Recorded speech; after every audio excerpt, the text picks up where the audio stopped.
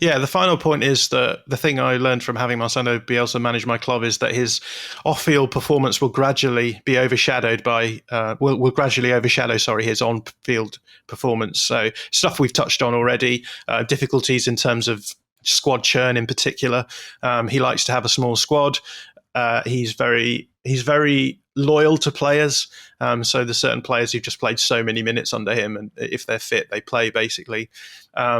He's also just a very stubborn man, very principled, and knows exactly what he thinks, which has made a lot of off-field stuff quite difficult. And I think the management at Leeds were happy to let that slip when things were going well.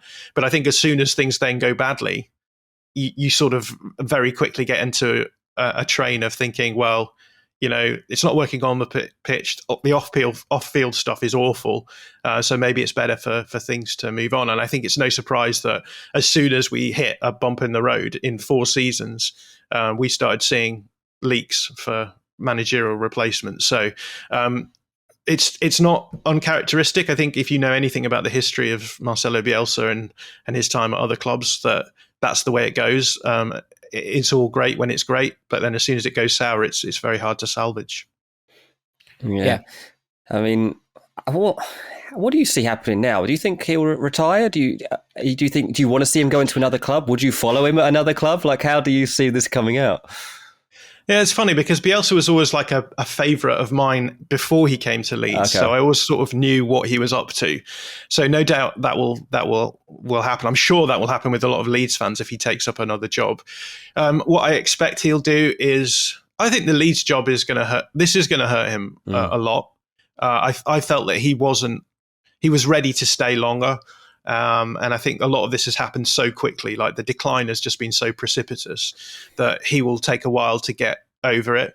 He's gone back to Argentina, I believe. So I guess he will chill out there for a while. And the question is whether or not he feels that call again, that itch to get back into management. There's a lot of people suggesting he might just take a smaller job in Argentina, which is possible. But I'm sure there'll be big clubs that will go in for him.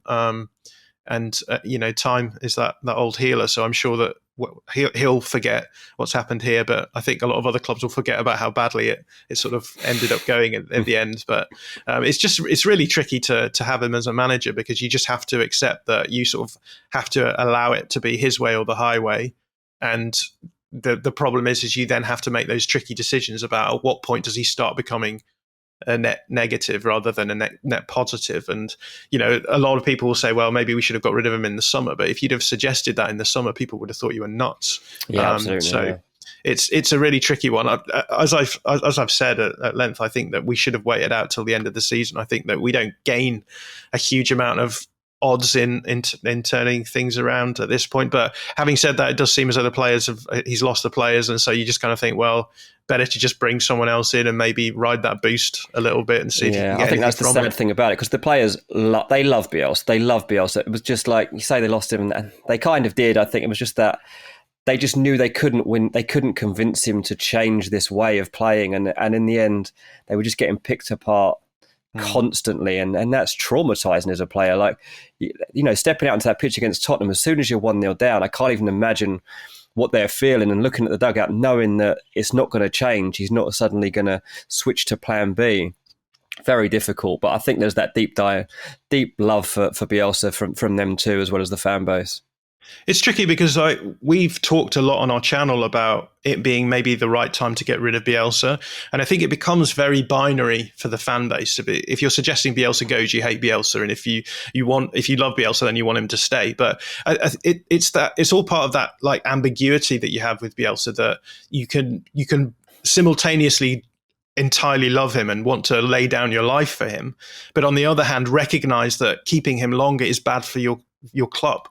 And that's probably why it's been so tricky in the last few days to sort of come to terms with it, because you do have those roiling emotions inside of you where you're like, this is on the one hand probably a good thing, but it's also just undeniably a bad thing, and it complexifies your emotions because you think you feel guilty for thinking, well, I'm going to try and think rationally about this from the side of the club, but you feel as though you're letting him down in some way because you just want every good thing to happen to him. Yeah, I mean, I suppose there's also the kind of overarching thing of international management and whether that is the next call. And, you know, Chile are still referred to themselves, if I'm not mistaken, as the widows of Bielsa, the fan base. They're 3 points off the qualification, got to go to Brazil next, could well be out of it. And you imagine if they fail to qualify for the World Cup, then Lasarte might be out there. There's also this kind of overwhelming one that always gets linked is Mexico. If when Tata Martino decides that he's going to call it a day there, and if he could take that side on, feels like the kind of, you know, job that might suit him, and might think at this point, you know, maybe international football and those kind of short, sharp bursts of it are actually where this could stay and play the longest and actually be a long-term solution. Yeah, I think I agree with that. I think it would be a much more laid back approach to management, obviously with the sort of huge swathes of time that you have between fixtures. So that might be his compromise with his wife. I don't know, that he can stay in management and yet still feel as though he's having an impact at the highest level. I remember Roy Hodgson saying, like, thinking similarly. Obviously, he was still England manager at the age that Bielsa is now. Bielsa's 66, isn't he? So you've got Roy Hodgson right now. He's 74 years old. He's just taken up another job with Watford. You know, did 3-4 years with Crystal Palace. Like, the right jobs come up. It's so tempting for these guys to go back in because it's been their whole life. It is their passion, and they just have to say to their wives, "Well, it's quite local. Just let me go and do it. I'll be back home by 5."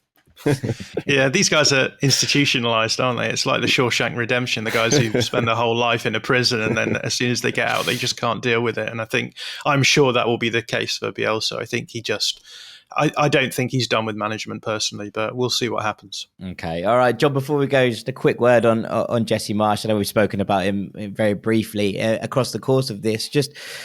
This is a tricky task for Jesse. He's had a tough year in so many ways. We saw before he took the Leipzig job, his wife just got the all clear from cancer. So he said he was potentially not going to take that Leipzig job at one point because of how bleak it looked. He's gone in there. It hasn't quite gone to plan, but there have been moments that you've seen. And I think the fact that Christopher Nkunku is having such a brilliant season is very much to do with the way that Jesse Marsch utilised him. What are your thoughts for the rest of the season and just how this kind of adaptation process goes?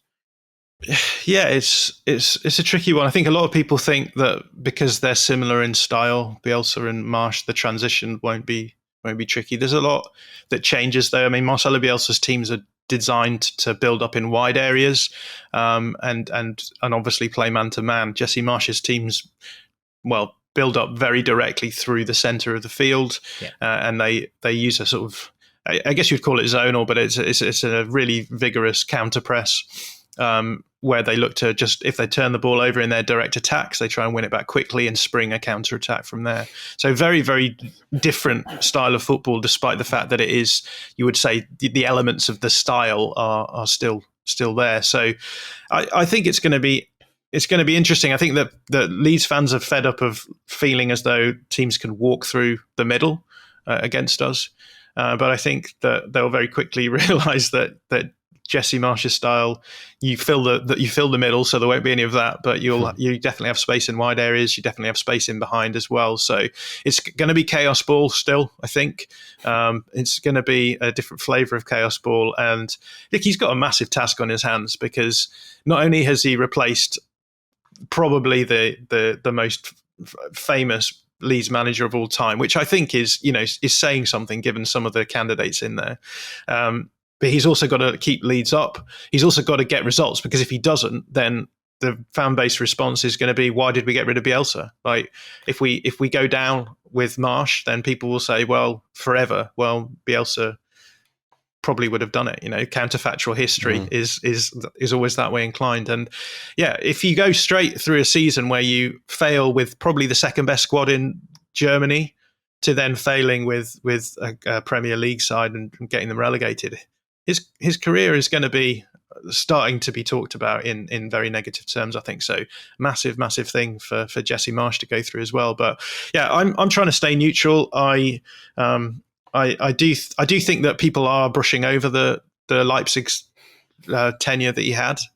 I guess that's just because it's one blip in a pretty illustrious career in many respects. But I do think it's interesting that the Red Bull model, which prioritizes this particular style of play, has actually sort of had a loss of nerve at the very highest level, and recognized that actually you can't really play Red Bull football and challenge at the highest echelons of the elite game. So what that means about Leeds, I don't know. Whether or not there's going to be a recognition that actually there's a ceiling, and it's probably a ceiling of around 9th in the Premier League, as we saw last season. But yeah, it's going to be a fascinating run to the end of the line for sure.